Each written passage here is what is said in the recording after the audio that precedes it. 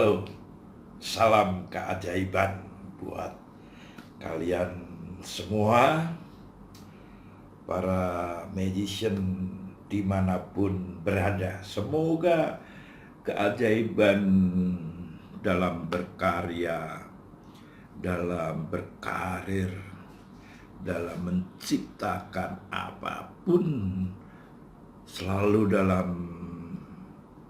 energi positif. Oke. Semoga juga semua dalam keadaan sehat dan tetap menjaga protokol kesehatan. Oke. Kemarin kita telah berbincang tentang bagaimana cara berbicara yang menarik, ya kan? Dan juga ada lelucon, bukan lelucon sih, tapi satu pengalaman tentang persiapan untuk naik ke panggung, ya kan? Nervousnya seperti apa? Nervous itu akan dialami siapapun, bahkan oleh artis-artis yang sudah punya nama, yang sudah ada jam terbang, pasti ada. Jadi jangan takut dengan nervous. Nervous itu anggap aja sesuatu yang sehat untuk lebih prepare, lebih siap diri. Nah, sekarang saya akan berbicara tentang, kalau kemarin tuh bagaimana cara berbicara memakai mulut, ya kan? Ada bagusnya bekal semuanya ya, itu body language, bahasa tubuh. Bahasa tubuh ini sangat penting. Bahasa tubuh itu kita tanpa berbicara, tapi orang lain tahu. Orang lain tahu. Misalkan gini, ketika penonton ataupun dalam situasi apapun rame,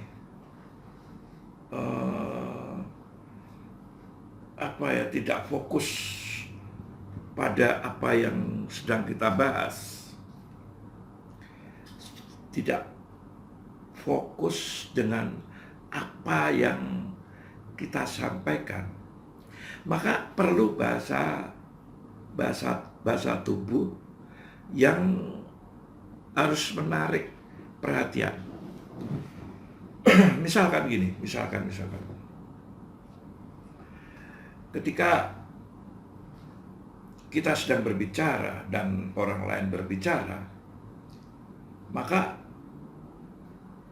perlu, mungkin ini salah satu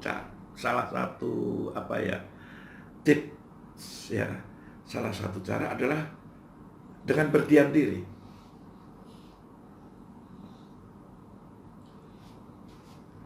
Ini sambil lihat penonton.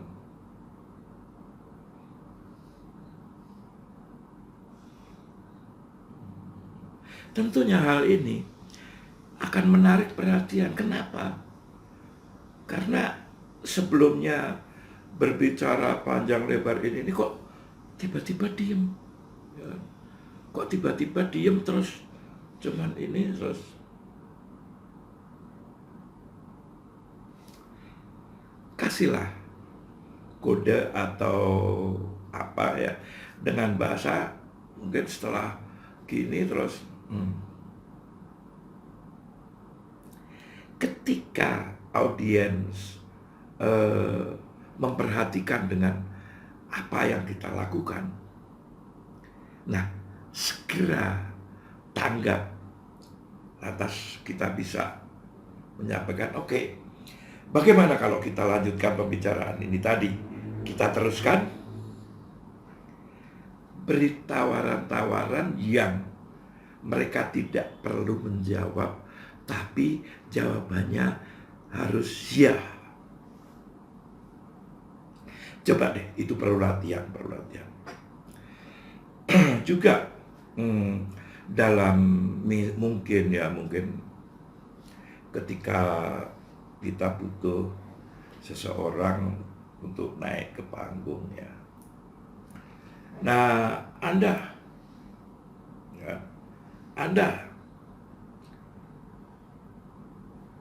nah ini adalah bahasa tubuh. Dan ada bahasa lain misalkan yang maju salah orang. Kita bisa melakukan dengan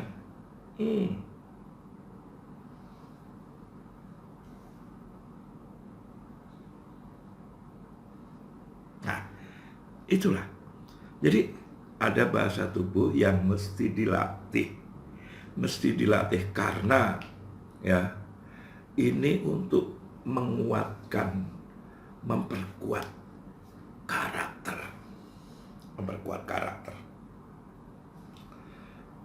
Apalagi kalau kebetulan pemain nggak bisa ngomong, wah ini bahasa tubuhnya bisa dengan ya satu ajakan ya tentunya akan beda dengan bahasa tubuh seseorang yang memakai cara berbicara dan dengan silent hanya akan berbeda ya.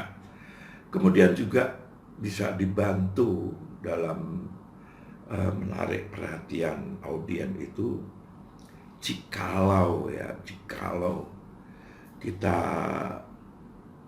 ada musik ilustrasi yang live gitu ya, membuat hentakan-hentakan, membuat kejutan-kejutan, baik kejutan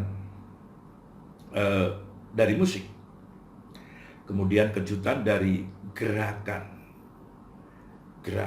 kemudian kejutan lagi dari move, pindah blocking dengan diam atau apa. Ini harus dipelajari, dan saya yakin bahwa hal ini pasti akan ditemukan dalam pengalaman ketika kita sedang di hadapan orang banyak.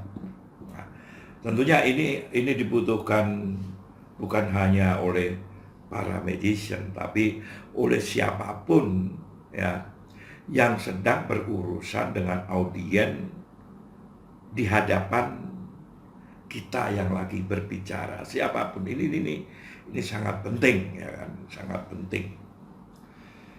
Kemudian selain itu juga perkuatlah dengan ekspresi, terutama bibir, ya kan? Hanya kalau saya begitu bibir saya harus tertawa, tahu dong, gue nggak mungkin dong tertawa, kakak, ini tak tutupin nih, ya kan? Tapi gue cukup dengan senyum itu ada dua cara atau 3 cara bisa. 1, teknis, ya kan? Kemudian teknis dicampur rasa, kemudian yang ketiga spontan. Kok senyum aja pakai cara teknis? Ya, karena misalkan teknis itu gini.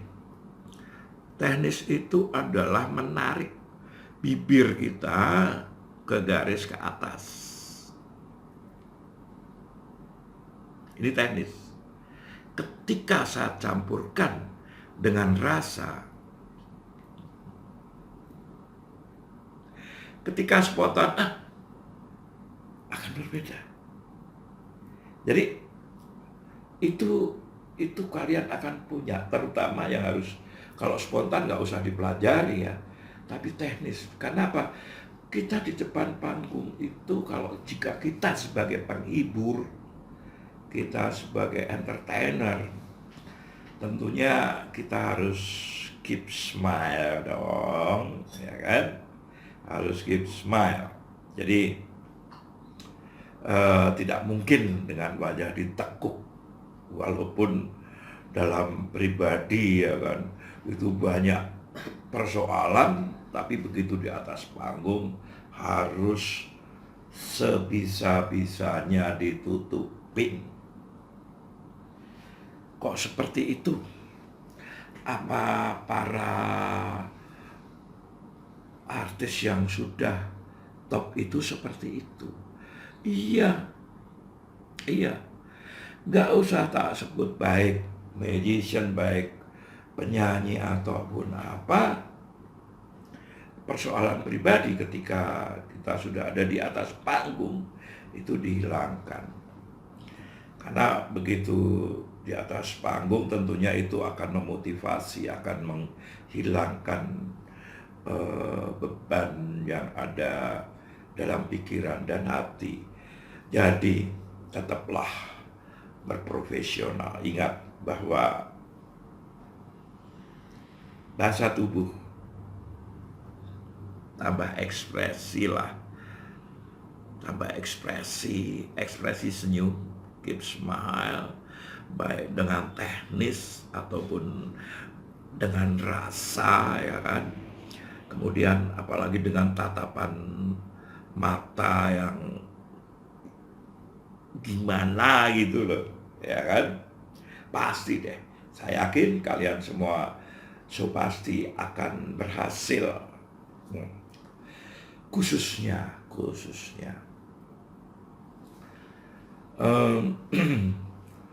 para magician,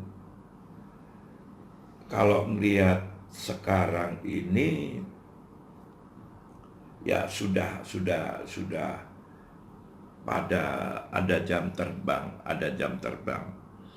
Jadi tinggal, walaupun di mata saya itu masih ada greget gitu loh, greget karena yang tersampaikan itu seperti teknis dan hafalan, belum dengan